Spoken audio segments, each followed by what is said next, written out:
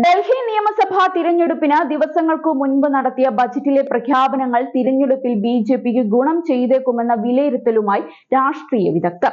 12 ലക്ഷം രൂപ വാർഷിക വരുമാനമുള്ളവർക്ക് നികുതി ഇളവ് നൽകാനുള്ള തീരുമാനം ഡൽഹിയിലെ 3.5 ദശലക്ഷം വരുന്ന ശമ്പളക്കാരായ വോട്ടർമാരെ നേരിട്ട് സ്വാധീനിക്കുമെന്നും ഇത് തിരഞ്ഞെടുപ്പിൽ ബിജെപിക്ക് അനുകൂലമായി മാറിയേക്കുമെന്നുമാണ് അവർ ചൂണ്ടിക്കാട്ടുന്നത്. ഔദ്യോഗിക കണക്കുകൾ പ്രകാരം ദേശീയ തലത്തിൽ 2023-24 10 ലക്ഷം രൂപ വരെ വരുമാനമുള്ള 28.2 ദശലക്ഷം ആളുകളാണ് ആദായ നികുതി റിട്ടേണുകൾ സമർപ്പിച്ചത്. ശരാശരി വാർഷിക ശമ്പളം 12.05 ലക്ഷം രൂപയുള്ള 5.05 ദശലക്ഷം വ്യക്തികളും റിട്ടേണുകൾ സമർപ്പിച്ചിട്ടുണ്ട്.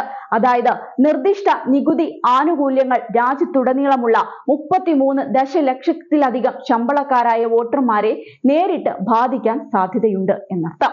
പുതിയ നിർദ്ദേശം ഡൽഹിയിലെ 18 മുതൽ 25 വയസ്സുവരെ പ്രായമുള്ള 1.7 ദശലക്ഷം വോട്ടർമാരെയും 25 മുതൽ 35 വയസ്സ് പ്രായമുള്ള 4 ദശലക്ഷം വോട്ടർമാരെയുമാണ് സ്വാധീനിക്കുക. ഇവർ രണ്ടും ചേരുമ്പോൾ ഡൽഹിയിലെ 15.5 ദശലക്ഷം വോട്ടർമാരുടെ 1/3 വരും. കഴിഞ്ഞ 2 നിയമസഭാ തിരഞ്ഞെടുപ്പുകളിലും ഭരണകക്ഷിയായ ആം ആദ്മി പാർട്ടി മിക്കവാറും എല്ലാ സീറ്റുകളും നേടിയ നഗരപ്രദേശങ്ങളിലാണ് ഈ വോട്ടർമാർ താമസിക്കുന്നത്. ന്യൂഡൽഹി പോലുള്ള നിയമസഭാ മണ്ഡലങ്ങളിലാണ് സർക്കാർ ജീവനക്കാരുടെ സാന്ദ്രത കൂടുതലുള്ളത്. മണ്ഡലത്തിൽ ആം ആദ്മി പാർട്ടി നേതാവ് അരവിന്ദ് കെജ്രിവാൾ, ബിജെപിയുടെ പർവേഷ് വർമ്മ, കോൺഗ്രസ് നേതാവ് സന്ദീപ് ദീക്ഷിത് എന്നിവർ തമ്മിലാണ് മത്സരം. കൽക്കാജി മണ്ഡലത്തിലും ശമ്പളക്കാരായ വോട്ടർമാർക്ക് നിർണായക സ്വാധീനമുണ്ട്. ഡൽഹി മുഖ്യമന്ത്രി അതിഷി മർലീന, ബിജെപിയുടെ രമേശ് ബിധൂരി, കോൺഗ്രസ് നേതാവ് അൽക ലാംബ എന്നിവർ തമ്മിലാണ് ഇവിടുത്തെ മത്സരം. 2024 ഡൽഹി ലോക്സഭാ തിരഞ്ഞെടുപ്പിന്റെ CSDS പോസ്റ്റ് പോൾ വിശകലനം അനുസരിച്ച് 18 മുതൽ 25 വയസ്സിനിടയിലുള്ളവരിൽ ബിജെപിക്ക് 1%, 26 മുതൽ 30 വയസ്സിനിടയിലുള്ളവർക്ക് 2% കുറവും അനുഭവപ്പെട്ടിരുന്നു.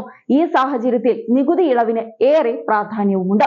12 ലക്ഷം വരെ കാർഷിക വരുമാനമുള്ളവരെ ആദായ നികുതിയിൽ നിന്നും ഒഴിവാക്കിക്കൊണ്ട് മധ്യവർഗത്തെ വലിയ രീതിയിൽ സ്വാധീനിക്കുന്ന ജനകീയ പ്രഖ്യാപനമാണ് കേന്ദ്ര ധനകാര്യ വകുപ്പ് മന്ത്രി നിർമ്മല സീതാരാമൻ കഴിഞ്ഞ ദിവസം നടത്തിയത്.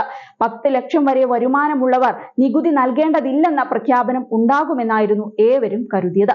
എന്നാൽ ഈ പ്രതീക്ഷകൾക്കെല്ലാം മുകളിലായിക്കൊണ്ടാണ് 12 ലക്ഷം എന്നതിലേക്ക് എത്തിയത്. അതേസമയം ഇത്തവണത്തെ കേന്ദ്ര ബജറ്റ് ജനങ്ങളുടെ ശബ്ദത്തോടുള്ള പ്രതികരണമായിരുന്നുവെന്നാണ് ധനമന്ത്രി നിർമ്മല സീതാരാമൻ പറഞ്ഞത്. ബജറ്റിലെ ആദായ നികുതി ഇളവ് ചൂണ്ടിക്കാട്ടിയാണ് നിർമ്മല ഇക്കാര്യം എടുത്തു പറഞ്ഞത്. ഇത്തവണ ബജറ്റിൽ 12 ലക്ഷം വരെ വരുമാനമുള്ളവർക്ക് നികുതി ഇളവ് നൽകിയിരുന്നു. നരേന്ദ്രമോദി സർക്കാർ ജനങ്ങളുടെ ആവശ്യങ്ങളോട് പെട്ടെന്ന് തന്നെ പ്രതികരിക്കുമെന്നും ധനമന്ത്രി എടുത്തു പറഞ്ഞിരുന്നു. ഇതെല്ലാം തിരഞ്ഞെടുപ്പ് ലക്ഷ്യം വെച്ചുകൊണ്ടുള്ള പ്രഹസനമാണെന്ന് നിസ്സംശയം പറയാം.